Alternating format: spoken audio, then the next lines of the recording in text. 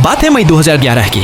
29 साल का अफरेन मार्टिडस अपनी 6 साल की भतीजी लारा के साथ अपने 12 बार गाय बिलहर मूसा वाले घर में रहते थे और पड़ोसी उनको एक इज्जतदार शख्स की नज़र से देखते थे।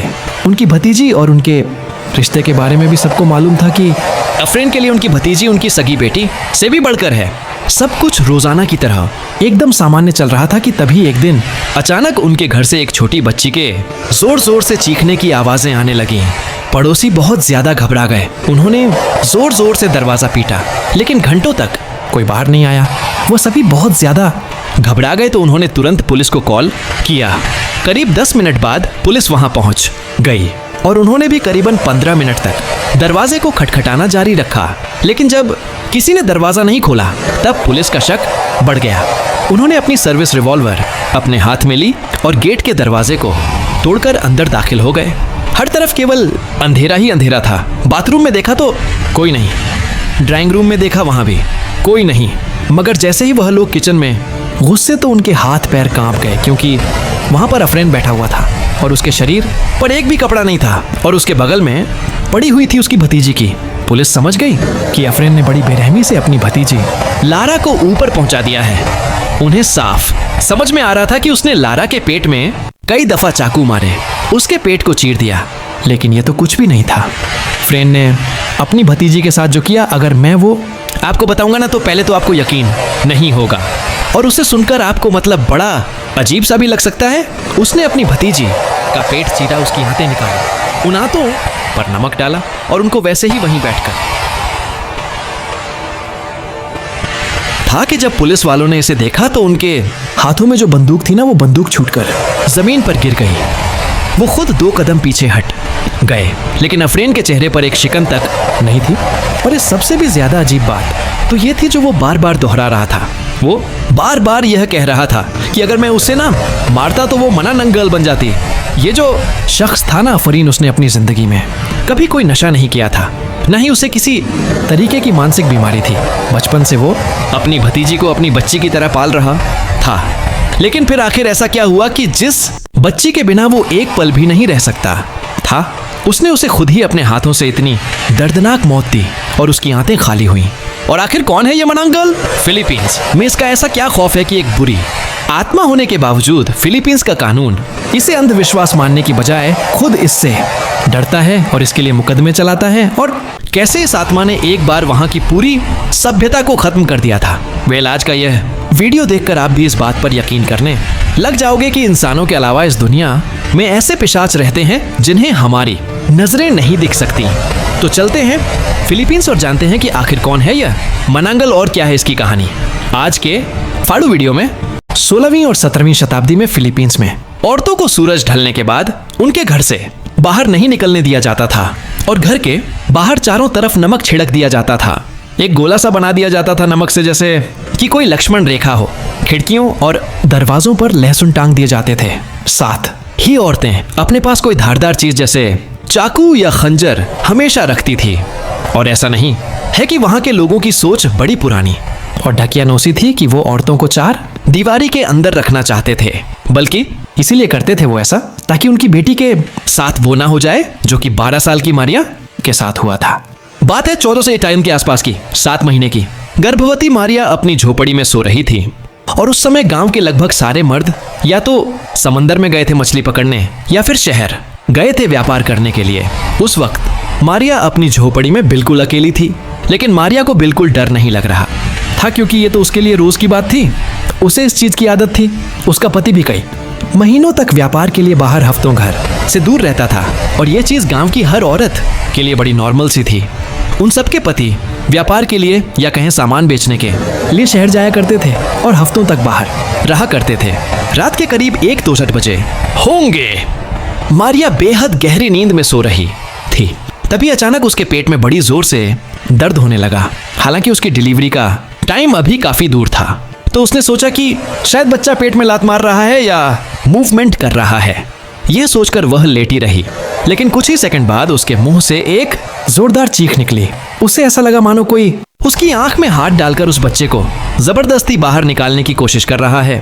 और जैसे ही उसने अपनी आंखें खोली, उसकी आत्मा उसका शरीर छोड़ने के लिए दर्द और खौफ से तड़पने लगी। उसने देखा कि वहां कोई आदमी मौजूद नहीं है जो यह सब कर रहा है, बल्कि खिड़की के पास मौजूद झरोखे से एक लंबी सी सांप जैसी पतली जीभ सीधे घर में घुसकर उसके पेट के अंदर चली गई थी और पेट के अंदर उसके अजन्मे बच्चे को गर्दन से पकड़कर बाहर निकालने की कोशिश कर रही थी। मारिया ने तुरंत भागने की कोशिश की और चिल्लाते चिल्लाते जब वह उस खिड़की के पास से निकली तो उसने वो नजारा देखा जिसने उसकी रूह कपा दी। खिड़की के बाहर वो एक औरत खड़ी थी जिसकी जीभ घर के अंदर तक आ चुकी थी। वह हवा में उड़ रही थी। उसके पंख निकले हुए थे, लेकिन उसका पूरा शरीर नहीं था। उसका निचला शरीर गायब था, वो केवल आधी थी, कुछ कुछ जापानीज अर्बन टेके टेके की तरह। और पेट का जो निचला हिस्सा था ना, वहां से उसकी आंतें बाहर लटक रही थी। मारिया की चीखें सुनकर तुरंत गांव वाले उसकी झोपड़ी के पास इकट्ठे हो गए।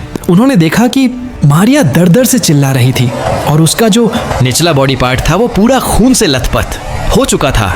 गांव की दाई को बुलाया गया। वो मारिया के उपचार में लग गई। उसने बच्चे को जन्म देने के लिए कहा। घंटों ढेर सारा खून बह गया। मारिया मरते मरते बची, लेकिन बच्चा बाहर नहीं आया क्योंकि उस शैतान ने उस बच्चे को पेट के अंदर ही खत्म कर दिया था। उसकी गर्दन अंदर ही अंदर पूरी तरह पिचक चुकी थी। अब जब मारिया ने गांव वालों को यह पूरा इंसिडेंट बताया, उसने इस चीज को पूरा एक्सप्लेन किया कि एक आधे शरीर वाली उड़ती हुई औरत ने खिड़की से अपनी लंबी जीभ निकालकर उसके पेट के अंदर पल रहे बच्चे को मारने की कोशिश की थी।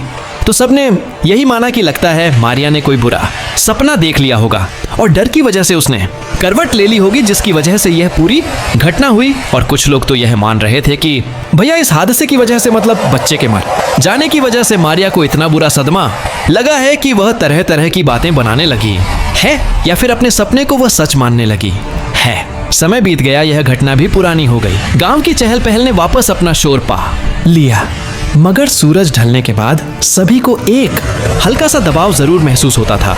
लगता था मानो एक बड़ा सा पंछी पंख फड़फड़ाते हुए उनके घरों के ऊपर से गुजरता हो। मारिया के साथ घटी घटना के करीब एक हफ्ते बाद जब गांव की एक औरत अल्मा पास के तालाब में पानी भरने अपने 4 महीने के बच्चे के साथ गई तो उसे आते आते थोड़ी देर हो गई। सूर्यास्त हो चुका था, लेकिन उस औरत ने, मतलब अल्मा ने, इस बात पर ज्यादा गौर नहीं किया क्योंकि काम करते करते लौटते समय सूर्यास्त हो जाना बड़ी आम सी बात है। जंगल पार करते हुए उसके कदमों के नीचे सूखे पत्तों के चरचराने की आवाज आ रही थी। तभी अचानक उसके ऊपर खून की 2 बूंदें गिरी। जब उसने ऊपर देखा तो वह डर गई क्योंकि एक आधे धड़ की औरत उसके ऊपर उड़ रही थी, मंडरा रही थी। उसने पूरी ताकत से भागने की तो कोशिश की, लेकिन बेचारी कहां तक भाग पाती। अल्मा जान बचाने के लिए भाग ही रही थी कि तभी अचानक तेजी से उड़ती हुई वह आत्मा, या कहें तो वह पिशाचिनी, उसके सामने आ गई और उस बच्चे को अल्मा से छीनकर वह पिशाचिनी हवा में दूर उड़ गई। महीने भर के अंदर जब 3-4 औरतों के साथ इसी तरह की घटना हो गई, तब गांव वालों को इस बात पर यकीन होने लगा कि कोई तो है अजन्मे बच्चों को या नवजात बच्चों को अपना शिकार बनाने की कोशिश करता है। जिसके बाद वह गांव के बाहर मौजूद जंगल में रहने वाली बाएं यलान के पास गए।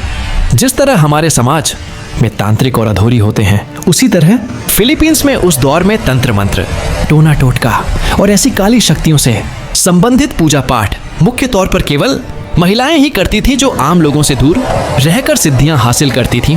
और वहां के लोग ऐसी औरतों को अपनी लोकल लैंग्वेज में बाबियालान कहते थे। जब गांव वालों ने बाबियालान के पास जाकर ये पूरी घटना बताई, तब उसने बताया कि ये किसी इंसान का किया धरा नहीं है, ना ही किसी चुड़ैल का और ना ही किसी पिशाच का, बल्कि इन सभी दुर्घटनाओं का सिर्फ एक कारण है, मनांगल। अब चूंकि इसका ये नाम बड़ा कॉम्प्लिकेटेड है, तो आगे मैं इसको मनांगल नहीं बोलूंगा, मैं इसको बुलाऊंगा प्यार से मन्नो। बाब एलान ने एक आग जलाई और उस पर मंत्र फूंक कर जब कुछ डाला तो आग के काले धुएं ने थोड़े समय के लिए एक चिड़िया जैसी आकृति बना ली।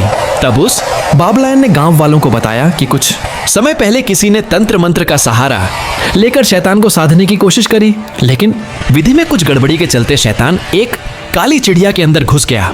अब वो काली चिड़िया रूपी शैतान किसी न किसी औरत के शरीर के अंदर घुसकर उसके इंटरनल ऑर्गन्स को खाने लगती है और उसके ऊपर कब्जा जमा लेती है। दिन भर तो वो औरत जिस पर मनानंगा गर्ल हावी है, या कहें तो वो शैतान हावी है, वो नॉर्मल लोगों की तरह घूमेगी, बिहेव करेगी।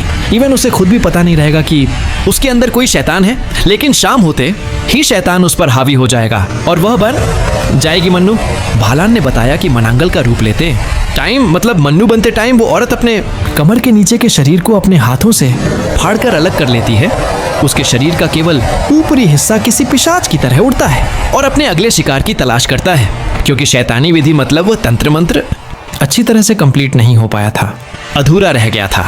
इसी कारण यह जो बुरी शक्ति है वह अपने पूर्ण रूप में नहीं रहती है, आधे अधूरे से रूप में दिखाई देती है, और यह अपने अधूरे शरीर की वजह से ऐसे लोगों का शिकार करती है जो शारीरिक रूप से कमजोर हो या उसका मुकाबला ना कर पाए, जैसे कि गर्भवती औरतें या फिर छोटे बच्चे। और मन्नू का सबसे बड़ा हथियार था उसकी जीभ, जिसे वो चाहे जितना लंबा कर सकती थी।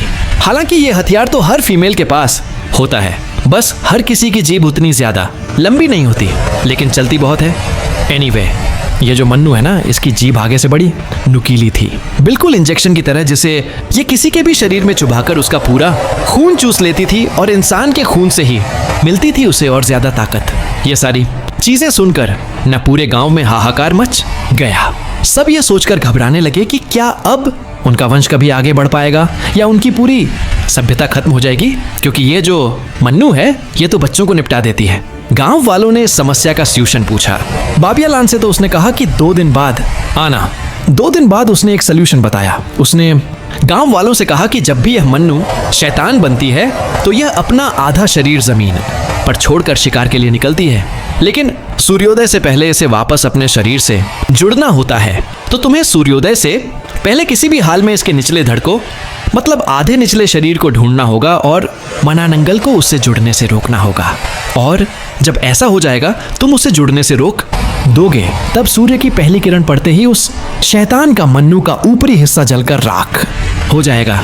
अब ये काम इतना ज्यादा आसान नहीं होने वाला था, क्योंकि ये गांव वालों को तो बात अभी पता चली थी, लेकिन मन्नू इस बात को बहुत पहले से जानती थी कि किसी भी हाल में उसके शरीर का निचला हिस्सा किसी के हाथ नहीं लगना चाहिए, और इसीलिए वो अपने निचले शरीर को ऐसी जगह छुपाती थी जहां उसे ढूंढ पाना लगभग नामुमकिन हो जाए, जैसे जंगल के बीचों बीच किसी पेड़ के ऊपर, किसी बड़े से खेत के बीच किसी झाड़ या भूसे के ढेर के बीच, जहां बहुत ज्यादा ढूंढने पर ही कुछ मिलता है। साथ ही साथ अगर गांव के सभी मर्द एक साथ उसका निचला शरीर ढूंढने निकल गए तो गांव में मनानंगल यानी मन्नू के लिए शिकार करना और ज्यादा आसान हो जाएगा। गांव में औरतें बच्चे उस टाइम अकेले होंगे, तो गांव वाले समझ गए कि ये वाला सॉल्यूशन तो काम नहीं करने वाला।